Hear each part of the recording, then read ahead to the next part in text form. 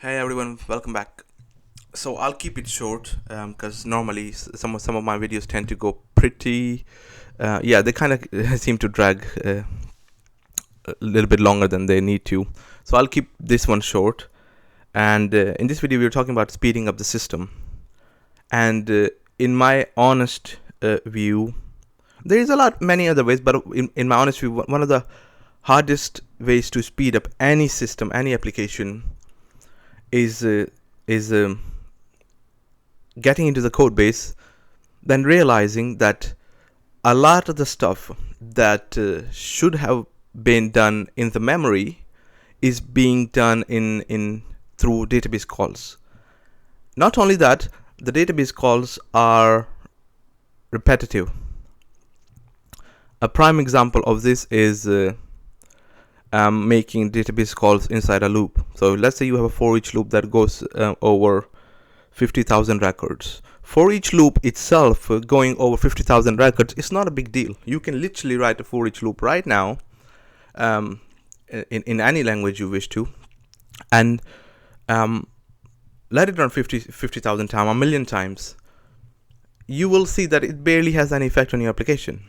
Okay, now let's put HTTP call in for each iteration of the loop. So million times.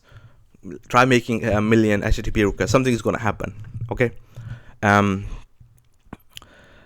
Even after you configure a server properly, something is going to happen. I don't think it's going to work. It's going to eat up all the memory unless you do it efficiently. Same with database calls. If you have a loop and you're making repeated database calls from within the loop for each iteration, and you're making the million calls from within the loop, you're going to have an issue. Now, you might say something like, oh, that's obvious. We shouldn't be making that many requests from within a loop. Obviously, the application is going to crash. Obviously, there is going to be a lot of delays, Obviously, it's going to overwhelm the database as well. Yes, that's true. Now, imagine you're calling a function that's built into your application. If that function is built into your application already, then you might not know what it's doing behind the scene. It might be making one request, might be making 10 requests. Okay, it might be calling other function that's doing some weird join, right? And to be fair, no language is perfect, so you will have these sort of issues. You will have things like this in any code base, any application. So this is why I say this is one of the hardest things to kind of figure out when it comes to speed. There is a chance somebody just wrote an application that queries the database repeatedly, like excessively, instead of grabbing the data, as much data as you can, and then manipulating it in the memory.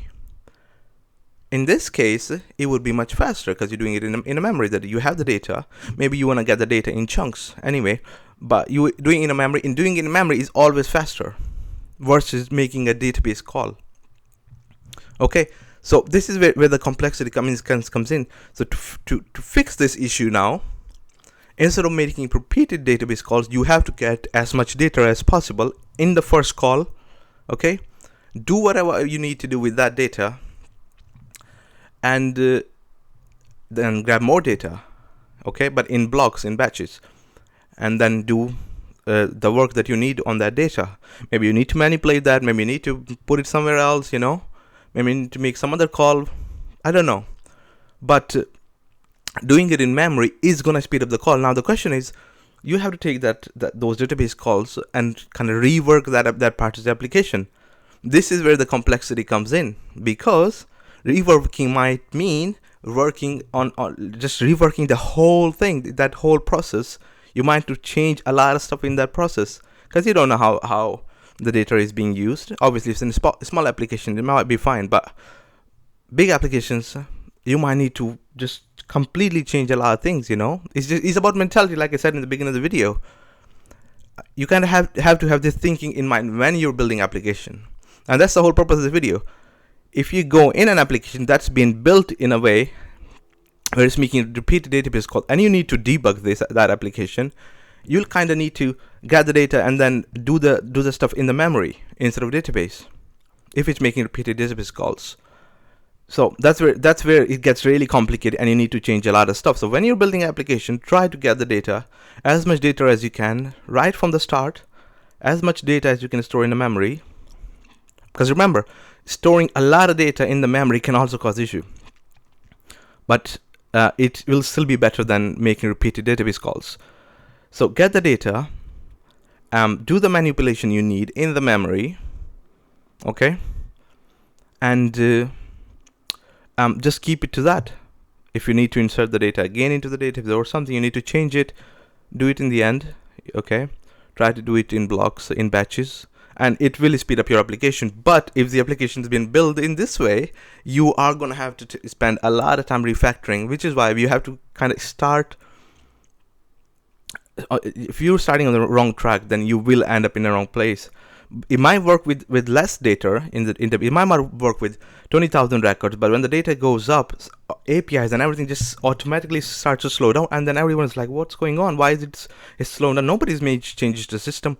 This is why you need to have it in your mind that when you're building an application, try to do as much stuff as you can in a memory, and use database for